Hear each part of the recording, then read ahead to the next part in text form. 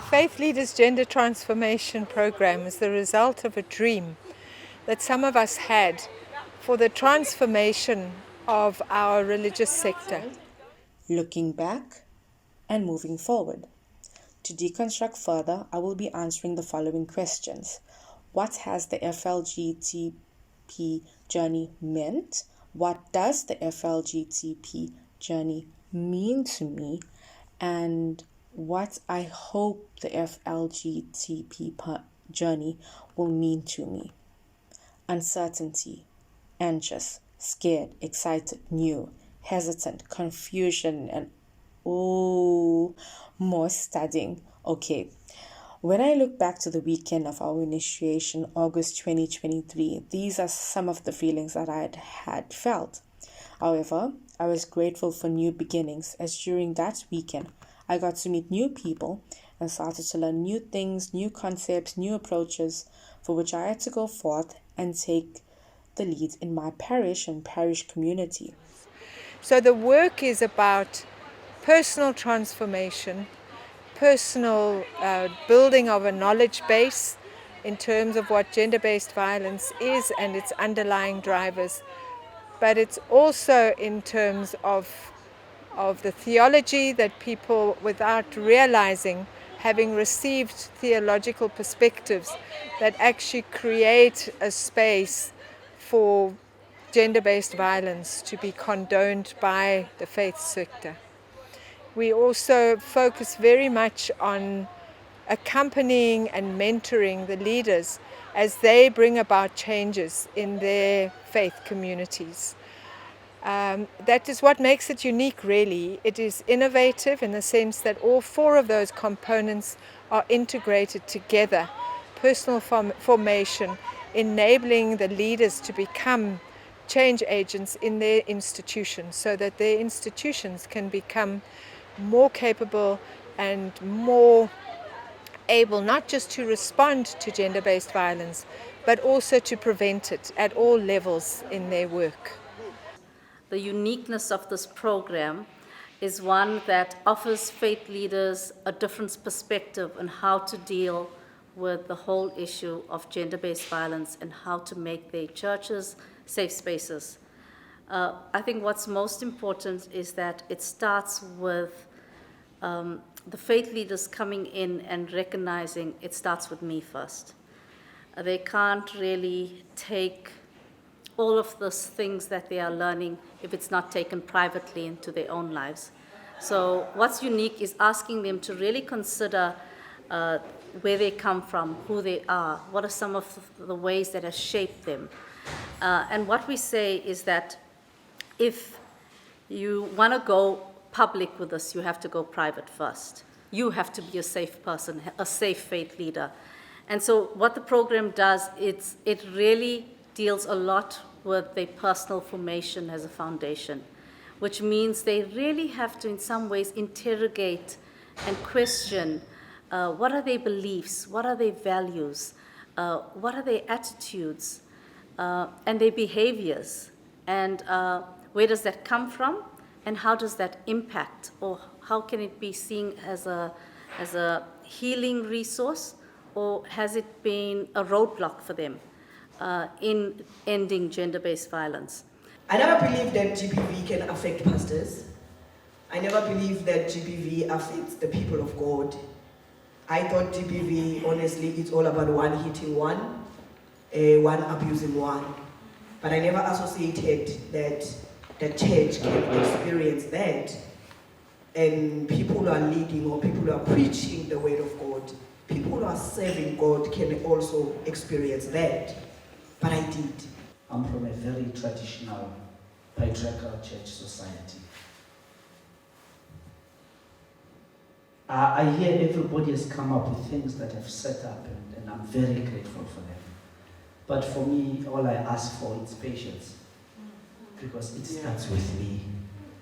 I am the product of where I come from. I still need to do the work within me before I can go into the outside world. What is also unique about this program is it's very intentional in making sure that people feel that they have a safe and courageous space for growth. for unlearning and relearning.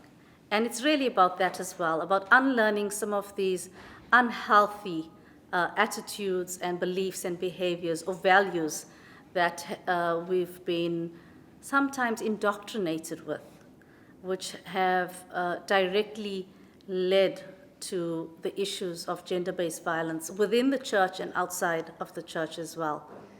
When I went in this program, I went in with an open mind because I said, I do this work every day, even in my sleep. But I came in with an open mind.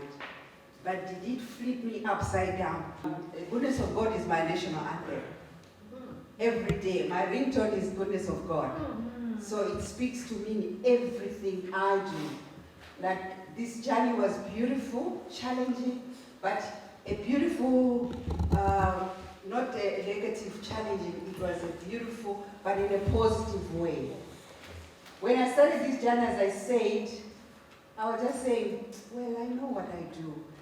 And when we're talking about GBV, the things which I passed through for 20 years, it just broke me to say, I really need to do this work. And when I do this work, I'm not doing it just for me, I'm doing it for the other. Yes, I've made my mistakes, but listen and understand. My mistakes are not worse than yours, just because I'm a woman. No man will take a good girl and ruin her reputation. But when he wants to marry, well, that's a different situation. He'll just walk out and leave him to do the best she can, while he looks for an angel to wear his wedding band. I stayed because my mind was transformed. I was rediscovered before I had to help someone else. When you deal with gender-based violence and you look at all the cycles that you have done, look at all the verses that you have read, they start by healing you. Before you can even talk to the perpetrator or the abused, you are already healed. And when you talk to the person, you talk from a better position. Built into the Faith Leader Gender Transformation Program, aka FLGTP, is mentorship. And that's what makes our mentorship program unique. You have a group of maybe 25 to 30 people and doing your elective sessions where I get to teach as well. But we have a smaller group of 4 to 5 people on the program that really become, if I can call it, a community of practice, a community of learning, a community that holds one another's hands as learning partners through the year. They build a learning community. With that, we see some ups and downs because it's not always easy going. You got to, in a program like this, we work with people who have had personal trials and traumas and tragedies. There are moments that we have celebrations as well. But over my experience as a mentor, we know that people's personal lives do get in the way of their learning. And why is it important to reflect on that? Because a lot of this work around GBV is so personal. And as a person who does mentoring, I see people come into the program, and some of the program doesn't just give them an academic learning space, but provides them a soulful learning space. So it's amazing to see how we connect, and also within the mentorship side, we walk with people through what I would call, the best way to describe it is a healing journey. At times it's about family. So I'm grateful to do this work. I'm grateful for the people that commit to it, and I'm grateful for what we are about at our Faith Leaders Gender Transformation Program, making sure that faith has a centered focus on gender justice. For the first time of 40 years of my life, I cried in front of people. I never done that. Malcolm was asking why you don't cry, because I was taught not to cry. But I never thought I had trauma. I didn't even know what was that. I thought trauma is those people who are sensitive, who want attention and who wants to be listened and. I didn't know what is it, but I'm a pastor. I thought it's something that people need attention to, but I need to listen to them until I went through it. The fact that we are here doesn't necessarily mean we are healed, because we might still be on the journey of achieving healing. But the fact that there's hope, and the fact that we know the sun will come out tomorrow. When I'm stuck in a day that's gray and lonely, I just stick out my chin and grin and say, tomorrow, tomorrow, I love you.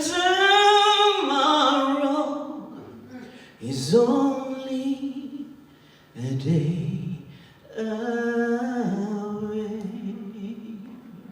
Gender transformation. Well, let's find out how it went in brief. Influenced and supported by FLGT program, as of October 2023, we have formed the parish gender team. The creation of the committee was indeed one of my highlights. What does the FLGTP journey mean to me? It means putting learning into action to apply the theory, the theology, and the biblical. And some of the activities that were held, which were also contributed to the highlights, was the 16 days of activism, a biblical perspective to the 21st century in a 21st century world, outreach at Core House, Core Safe House, Child Protection Week. It has afforded me the opportunity to be more expressive, to be able to actually stand up and be more vocal and have uncomfortable conversations and be able to equip other people and actually making them have confidence in themselves. It's not an easy thing to do. Which really got to helping me unpack, power dynamics in the spaces that we're in, the words that we use, scripture that's been used in a derogatory way to sort of diminish women's spaces, and unpacking that and voicing that out, and being able to teach. But it's really beautiful to see our traditional Anglican space transforming over time. Because of my participation in this program, our General Secretary at head office, Mr. Ashmere, has also appointed me to be part of the committee that is going to be writing the gender policy for implementation for the church. But the most important thing that had an impact during this program was the issue of toxic masculinity. This has affected me as I had watched this going on in the church and in my family and in the community. It was clear to me that if you have no power, your choices are limited. Mainly, this program has made me to be more committed to fighting the gender-based violence and femicide pandemic that is taking place. From a professional point of view, it has changed the view that I had on patients that presented with psychosomatic illnesses. It made me feel that my training as a doctor needed to empower us and other healthcare workers on how to identify women, especially who present with other conditions, yet the underlying program is intimate partner violence. The issue of stigma has been glaring during this program, and I believe I also overlooked it. I have learned firstly that power relations and culture play a very important role, especially myself as a Black African woman in the Black African communities, because women there have got no power. And if you have got no power, then you have got limited choices. What is important is the presence of fathers when children are brought up. Children also must be educated at an early stage, especially boys, that it is fine to show emotions and is not a sign of weakness. Also, we need to bring them up to know that roles of both genders are the same. And the saying that goes that boys will be boys is not helpful in raising up kids. I am an apple of God's eye. I am a daughter of the Most High, and I'm an African princess that does things in a different way, who thinks differently, and who does things differently. I am an African princess who care about her people, and I'm the change agent in the faith community. I am an apple of God's eye. After being part of the FLGTP, the pilot, it really enhanced and built up on what I already, knew, in terms of also what I like very much, the Bible studies, the scriptures, they help you put, things into context and actually have that, to say, but how does it align in terms of, the GBV, a sketch, and also addressing the gender stereotypes. We are able to come into faith spaces and say, I'm a black lesbian from the township, and I believe in God because of who I choose to lay in my bed with. The companions that we need today are people that are going to speak for me and on my behalf without me being present. I do not need to be there to know that you are my ally, but I need you to be creating that space for me to be an ally with you and know that when I come in and walk in my wholeness and in my fullness, I will not be cast aside for being who I am. But I will continue to gain knowledge and insight about you because I understand that as a human being, I can make a difference in my society. You can be given something as a gift, but you need to have a way of packaging it so that when you let it out into the world, you don't hurt others, but you empower others. It's been really great being part of one of the groups, the Agape Warriors, and seeing the transformation. But the transformation that I have seen today and this weekend, just being part of the graduation, has shown me that all groups have actually grown. So what a privilege it is for all of us to work together with God in transforming lives, but not only the lives of the participants, the lives of their churches, their families, as well as the communities that they are a part of. This is one program that you can really see makes a difference. And I love how everybody acknowledged that this is just the start of their journey. They still have a long way to go. I'm grateful to God for giving me the opportunity to just come and be part of trying to understand what are the root causes and what can the solutions be, and it's a journey. I'm still journeying. So this course taught me to take faith in Jesus out of the church to the township where I am working. When the participants graduate, we don't just leave them.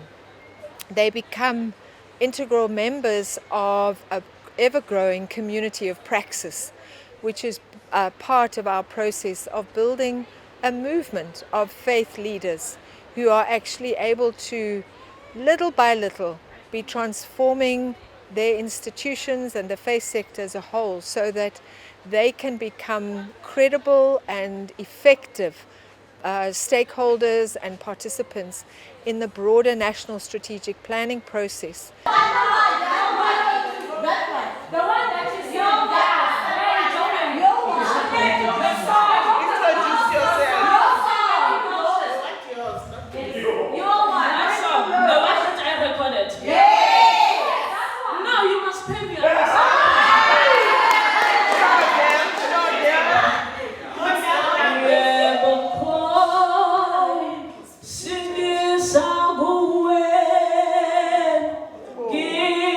Gitalu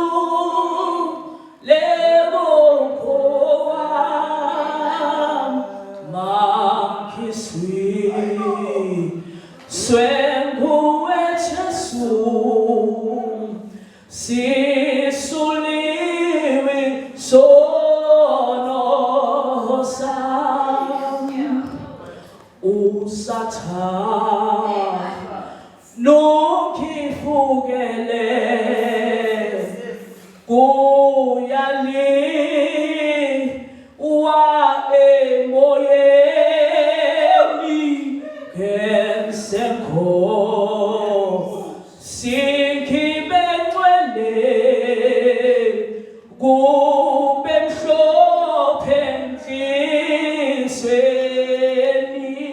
making sure that faith has a centered focus on gender justice.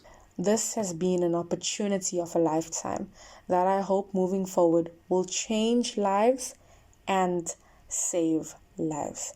When I first started this program, I was so confused. I was so shy. I did not even want to engage with anyone.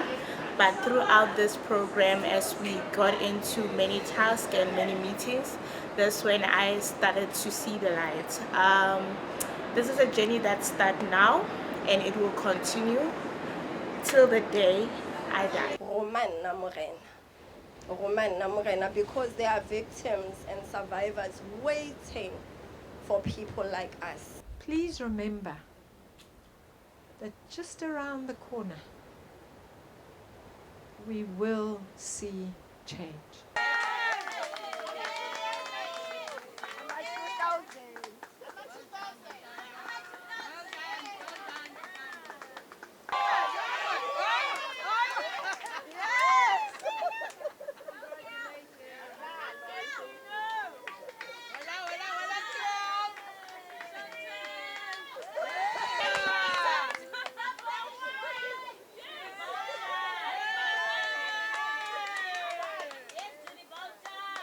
On your mark,